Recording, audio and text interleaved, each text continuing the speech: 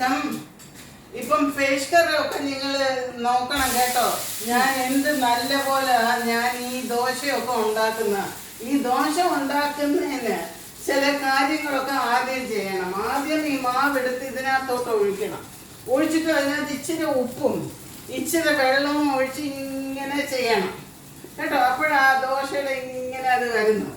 അപ്പം ഇത് ഇങ്ങനെ ഇതിനകത്ത് ഒഴിച്ചിട്ട് ഇങ്ങനെ കുറേ എണ്ണയൊക്കെ ഒഴിച്ച് നല്ല സുന്ദരനായിട്ട് വരും ദോശ കേട്ടോ. ഇതാ ദോശ എന്ന് പറയും.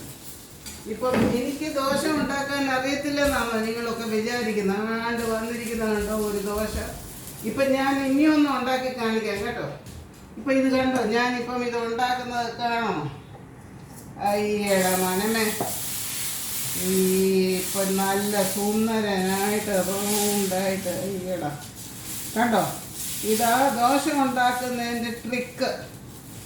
ഇത് കണ്ടോ. ഇനിയും ഇതിനകത്ത് ഇച്ചിരി എണ്ണ ഒഴിക്കണം.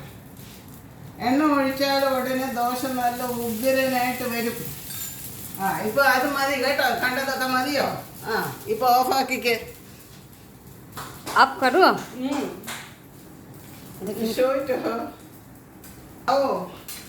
आया। 1 मिनट देख रही